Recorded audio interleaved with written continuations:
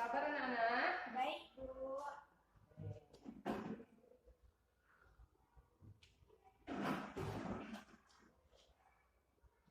Bismillahirrahmanirrahim. Assalamualaikum warahmatullahi wabarakatuh. Waalaikumsalam warahmatullahi wabarakatuh. Oke, bertemu lagi dengan Ibu ya dalam mata pelajaran apa nih? Mata pelajaran fikih. Oke. Sebelum belajar, alangkah baiknya kita berdoa dulu ya. Oke. Kita berdoa sama-sama. Sebelum belajar, marilah sama-sama kita berdoa kepada Allah Subhanahu wa taala. Semoga kegiatan belajar kita hari ini dipermudah oleh Allah Subhanahu wa taala. Berdoa. Sama-sama kita baca Al-Fatihah ya. Ya, Bismillahirrahmanirrahim. Alhamdulillahi rabbil alamin. Ar-Rahmanir-Rahim. Maliki yaumiddin. Iyyaka na'budu wa iyyaka nasta'in. Ihdinas siratal mustaqim. Siratal ladzina an'amta 'alaihim ghairil maghdubi 'alaihim waladdallin. Amin. Rabbi zidni ilma warzuqni fahma birahmatika ya arhamar rahimin. Walhamdulillahi rabbil alamin. Baik. Sebelum kita masuk ke pelajaran, Ibu mau absen dulu kepada diri kalian. ya Ibu. Nanti kalau misalnya ada kawan-kawan yang nggak masuk, tolong kasih tahu Ibu ya. Ya Ibu. Dewi Suryani, Hadir Bu. Riko, Hadir Bu. Mega. Ya hadir Bu. Nggak ada ya. Bilkis, Hadir Bu. Nana, Hadir Bu. Riri. Hadir. Oke, jadi hari ini habis semua ya. Ya Ibu. Oke. Ibu mau ngecek kesiapan belajar kalian nih. Tolong kalau misalnya ada sampah yang di samping atau di bawah semuanya, tolong dibersihkan karena kebersihan itu. Ayo, Dewi, bersihkan sampah dulu Dewi, rumah sampahnya. Karena kebersihan itu nanti bisa kalau misalnya kita nggak bersih bisa mengganggu konsentrasi belajar kita. Jadi alangkah baiknya kita membersihkan dulu. Ya Ibu. Kebiasaan Dewi nih nggak pernah buang sampah, makanya kalau misalnya ada sampah di bawah itu harus dibersihkan, jangan sampai cuma tumpuk aja ya. Ya Ibu. Masih ingat materi minggu lalu? Materi minggu lalu tentang toharoh. Toharoh atau bersuci dari apa? Hadas. Hadas itu ada berapa? Hadas kecil dan hadas besar. Kalau sekarang kita itu memasuki pelajaran bersuci juga masih lanjut tentang toharoh, tetapi sekarang itu bersuci dari haid. Ayo, anak-anak kelas 5 ini udah ada kan yang udah haid kan? Ya Ibu. Ya, jadi mungkin kelas 3 kemarin kita udah belajar tentang tata cara kita membersihkan haid gimana, apa-apa yang dilarang. Nah, pada kelas hari ini kita tuh harus mengulas kembali untuk materi haid supaya kalian tuh bisa ingat, dan apabila yang masih anak-anak yang masih belum haid, nanti bisa dipraktekkan saat kalian haid, oke? Ya Ibu. Oke. Tujuan pembelajaran kita hari ini adalah setelah kalian mengikuti pelajaran hari ini, Ibu harap kalian tuh bisa tahu penyebab dari mandi wajib. Nanti apa sih mandi wajib tuh? Nah, nanti kita belajar. Yang kedua, siswa itu dapat menyebutkan rukun mandi wajib. Terus mandi wajib itu gimana? Setelah itu, siswa dapat menyebutkan sunah-sunah mandi. Nah, ada mandi wajib, mandi sunnah, ya kan? Nah, selanjutnya siswa tuh dapat mempraktekkan bagaimana tata cara mandi wajib yang benar. Nah, jadi nanti mudah-mudahan apa yang kita tujuan belajar hari ini dapat tercapai dengan baik. Selanjutnya, mohon kawan-kawan yang lain jangan ribut ya. Tangannya dilipat, mulutnya diam. Mendengarkan penjelasan dari ibu untuk materi hari ini, oke? Oh ya, anak-anak jangan lupa dibuka buku fikihnya.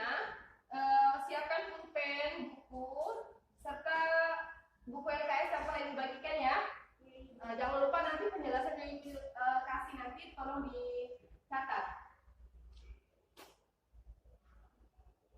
Bersuci dari haid. Ayo, tolong simak ya. Nah, nih. Pertama, pengertian haid. Pengertian haid. Oke. Haid itu dibagi menjadi dua. Menurut pengertian haid itu dibagi menjadi dua ya. Menurut bahasa dan menurut istilah. Yang pertama, menurut bahasa. Menurut bahasa, haid itu bisa diartikan dengan mengalir. Apa yang mengalir? Ayo, menurut bahasa, ya Dewi perhatikan ya Dewi ya. Menurut bahasa, haid yaitu artinya mengalir. Yang kedua, diperjelas melalui menurut istilah. Menurut istilah adalah haid menurut istilah adalah darah yang keluar dari rahim seorang perempuan, yang sudah balik. Yang sudah balik itu apa? Nah, yang sudah balik itu minimal itu 9 tahun. Nah, jadi anak-anak yang sudah balik itu minimal 9 tahun. Nah, 9 tahun sampai 12 tahun itu masa dia mulai pertama datang haid. Nah, tapi minimalnya itu adalah 9 tahun. Nah, datangnya haid ini minimal 9 tahun dan paling nanti akan selesai pada usia 60 tahun. Jadi minimal 9 tahun nanti usia apa kata bahasa dokter itu adalah menopause. Nah, menopausnya itu umur 60 tahun. Nah, ini haid menurut istilah adalah darah yang keluar dari rahim seorang perempuan yang sudah balik minimal 9 tahun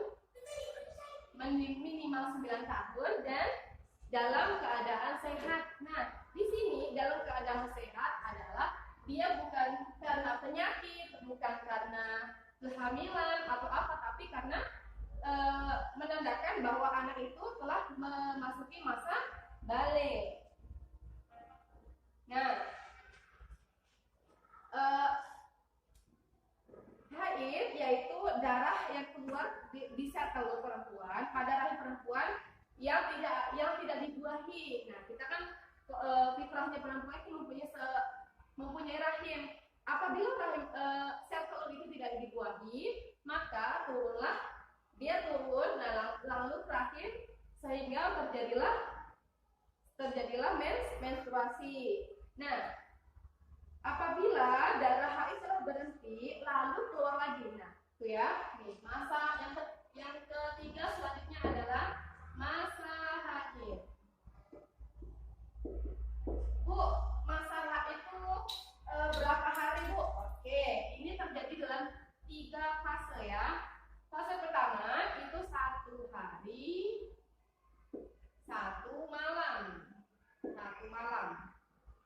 Nih, untuk kalian nanti jangan khawatir. Haid itu bukan penyakit, bukan luka, tapi emang udah masanya kalian mengalami masa menstruasi. Yang pertama, masa haid yang pertama nih ya, 1 hari 1 malam. Ini paling cepat ya.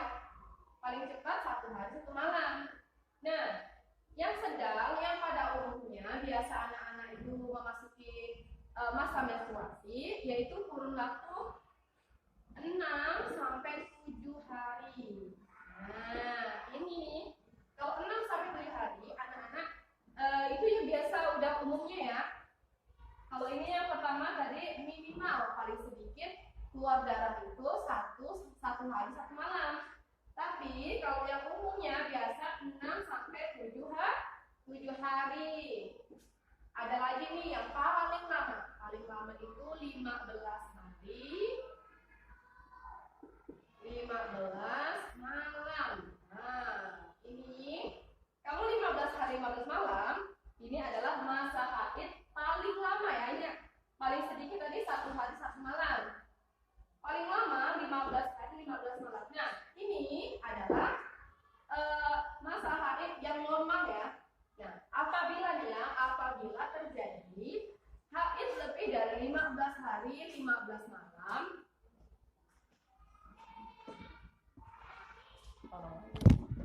15 hari 15 malam, maka itu bukan dinamakan darah haid lagi, tetapi darah istihadah. Apa nah? Istihadah. Bu, istihadah itu apa? Nah, dijelasin ya. Istihadah ini darah yang keluar dari rahim seseorang, ya, ini melebih dari 15 hari. Dinamakan dari istihadah. Istihadah ini darah penyakit.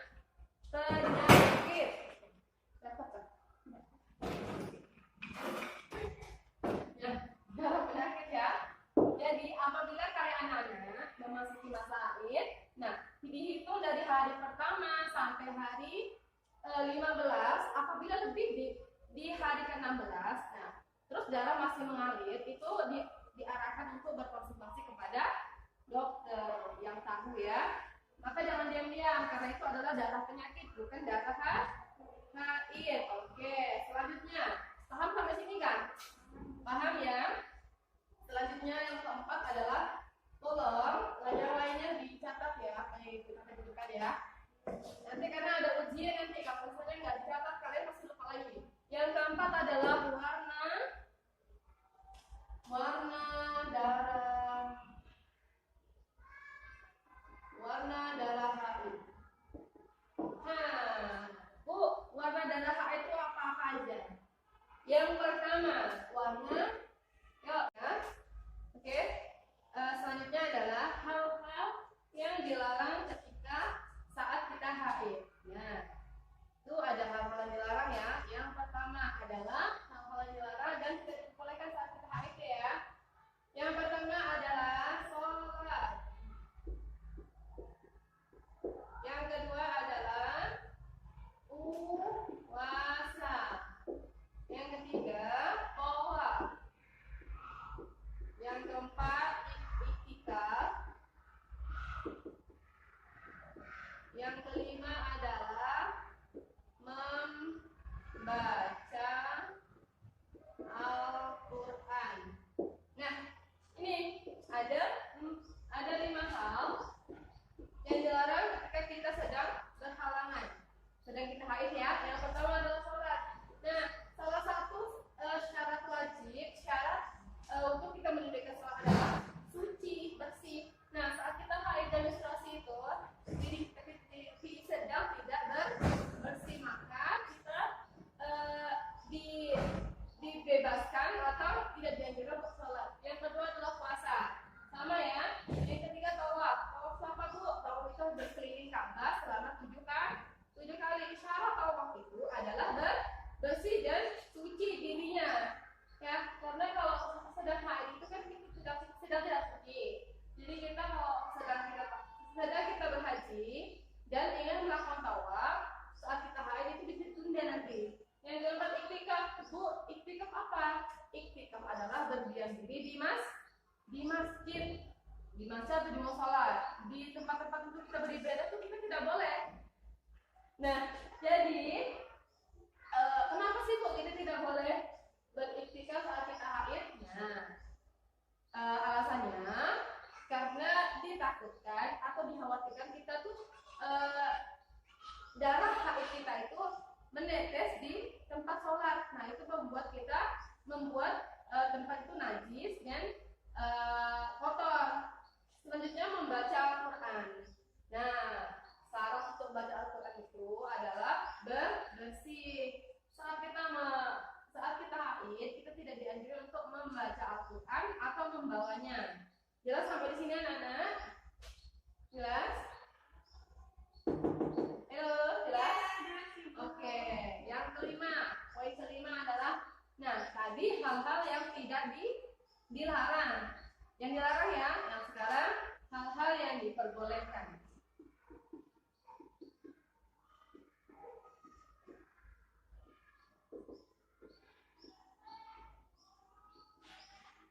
Nah, hal-hal yang diperbolehkan saat kita haid adalah yang pertama itu berzikir kepada Allah Subhanahu wa taala. Nah, kalau berzikir kan lewat mulut, terus lewat ingatan kita. Jadi kita diperbolehkan berzikir, mendengarkan ayat suci Al-Qur'an lewat murotal. Selanjutnya kita juga bisa belajar ilmu agama. Belajar ilmu agama dengan misalnya mendengarkan ustaz ceramah juga bisa. Selanjutnya kita juga bisa wukuf di padang Arafah. Nah, wukuf di padang Arafah juga diperbolehkan saat kita haid. Yang tidak boleh itu saat tawaf. Jadi hal-hal yang diperbolehkan tadi apa? Membaca Al-Quran, mendengarkan murotal, belajar ilmu agama. Selanjutnya apa tadi? Zikir dan selanjutnya. Oke? Jadi hukum. Nah, apabila kita telah memasuki hari ke-7 atau hari saat kita bersih, nah kita diwajibkan untuk mandi wajib. Bu, hukum mandi wajib itu apa? Hukum mandi wajib itu adalah wajib. Nah, jika perempuan telah memasuki masa bersih atau masih tidak modal lagi, nah perempuan itu diwajibkan untuk mandi wajib. Nah, hadas itu harus dibersihkan, termasuk haid ini kan termasuk hadas besar ya. Jika hadas kecil, nah cara mensucikan hadas besar itu dengan apa? Dengan mandi wajib atau mandi besar. Lain halnya jika hadas kecil seperti kencing air kencing anak kecil itu bisa dengan mandi atau berwudu dan dengan membersihkannya. Tapi kalau haid itu termasuk hadas besar. Jadi cara mensucikannya adalah dengan cara mandi wajib. Nah, pengertian mandi. Nah, kalian tahu kan mandi itu gimana? Nah, mandi itu adalah mengalirnya air pada sesuatu. Nah, menurut istilah, mandi itu meratakan air ke seluruh tubuh dari ujung rambut sampai ujung kaki disertai keperluannya. Nah, sesuai dengan materi kita hari ini adalah haid, jadi keperluan mandi kita adalah untuk membersihkan hadas dari haid. Oke.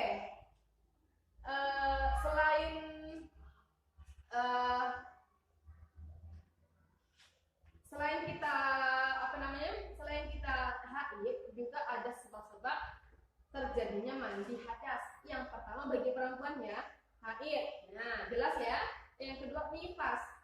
Nifas itu apa, Bu? Nifas itu darah yang mengalir ketika selesai melahirkan. Nah, seorang ibu kalian dulu juga mengalami masa nifas.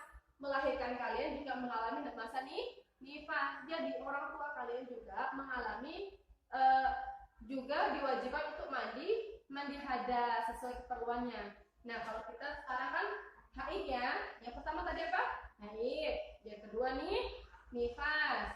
Terus yang ketiga lagi mati. Nah, juga mati juga ada orang yang memandikan itu. Selanjutnya bersetubuh juga itu diwajibkan untuk mandi hadas sesuai keperluannya ya. Nah, selanjutnya tanda-tanda kalau kita udah bersih apa tadi? Tidak keluar darah, ya kan? Salah satunya itu diwajibkan kita udah harus mandi. Selanjutnya rukun mandi. Nah, di sini atau rukun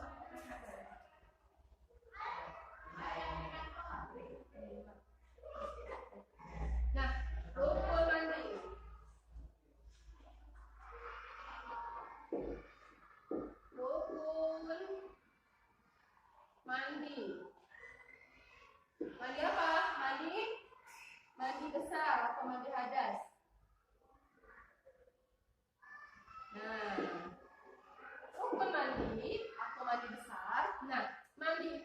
rukun mandi, ada sunnah mandi. Nah, kalau rukun mandi terdiri dari dua cara. Yang pertama yaitu membaca nih niat. Bu, gimana Bu kalau kita nggak bisa pakai bahasa Arab? Nah, di sini definisi niat itu sesuai dengan keperluan kita, bisa dilafalkan, juga bisa di dalam hati. Jika dilafalkan, misalnya kan kita kan mau mandi hati, ya Allah aku niat mandi hadas karena ingin membersihkan hadasku, hadas haid karena Allah Ta'ala, juga bisa dilafalkan melalui bahasa Arab. Nah, nanti kita belajar sama-sama. Jadi rukun mandi itu pertama membaca niat. Apa? Membaca niat. Yang kedua meratakan air dari ujung kepala sampai ujung kaki. Itu rukun mandi ya. Jadi rukun mandi ada dua ya. Pertama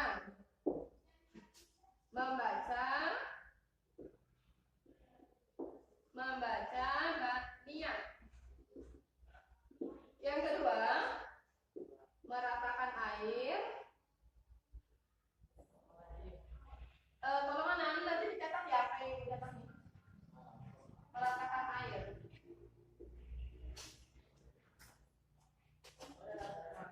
Nah, ini rukun mandi ya.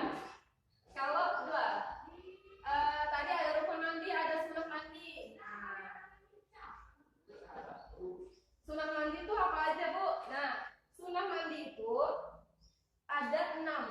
Ada 6 ya. Ada berapa? Ada 6. Sunat mandi ada 6. Yang pertama, Bu, sunnah itu apa Bu? Nah, kalau rukun itu tuh cara untuk mensucikan diri kita yang wajib ya, yang memang diharuskan. Nah, kalau sunnah itu bisa dijalankan, bisa juga tidak. Nah, Ibu kita sama-sama belajar tentang sunnah ya sekarang. Yang pertama, sunnah mandi. Kita fokuskan untuk mandi haid ya. Yang pertama, karena kita kan dalam keadaan kotor awalnya. Jadi kita pertama mencuci kemaluan kita, hal-hal istinja, bahasa Arabnya istinja itu agar apa? Agar menggunakan tangan kiri. Kita mengambil air, selanjutnya membersihkannya. Setelah bersih, nah setelah bersih, selanjutnya kita cuci pakai sabun. Selanjutnya setelah tangan kita bersih, hal-hal yang kotor dalam kita udah dari kita bersihkan.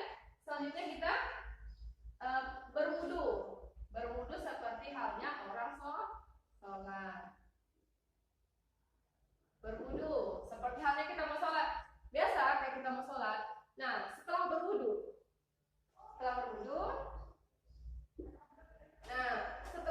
kita membaca niat, baru kita melafalkan niat. Setelah diri kita udah bersih dengan cara berwudu, kita melafalkan niat. Gimana niatnya? Nanti kita ajarkan. Yang pertama tadi apa? Membersihkan kemaluan. Yang kedua dengan cara berwudu. Yang ketiga dengan cara apa tadi? Dengan cara membaca niat. Nah, yang ketiga itu niat. Yang keempat, setelah kita baca niat, nah kita mengguyurkan air dari ujung kepala sampai ujung kaki, mulai dari anggota sebelah kanan, kemudian dilanjutkan dengan anggota sebelah kiri secara berurutan dari atas, tangan, pokoknya sampai bagian bawah itu secara berurutan. Nah, selanjutnya dilanjutkan dengan anggota sebelah kiri. Nah, sebelah kiri itu sampai kaki diulang selama 3 kali. Nah, dengan memastikan anggota badan kita telah basah semua, telah terkena air semua, tandanya badan kita telah bersih. Nah, tadi ada rukun mandi, ada sunnah mandi. Selanjutnya kita lanjut ke bagian ke-7.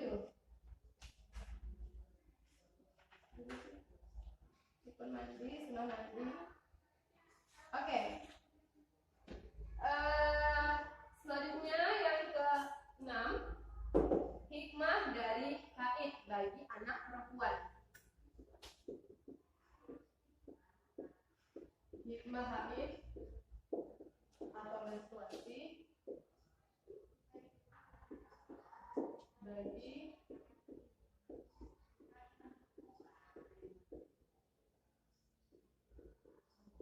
nah sini hikmah dari menstruasi bagi anak perempuan yang pertama. Nah ya, hikmahnya kita tuh anak-anak kita, anak-anak kalian juga nih dilatih untuk terbiasa supaya kita tidak jijik akan kotoran dalam diri kita. Nah, kalau haid itu fase pertama ya, fase awal. Berarti ada fase melahirkan lagi, ada fase yang lain lagi, mengurus anak lagi. Nah, dari situ kita diajarkan untuk tidak jijik atas kotoran. Nah, bukan ini mungkin ibu cukupkan sampai di sini ya. Kira-kira ada yang mau ditanyakan anak-anak dari penjelasan ibu tadi? Tidak ada, Ibu. Oke, tidak ada.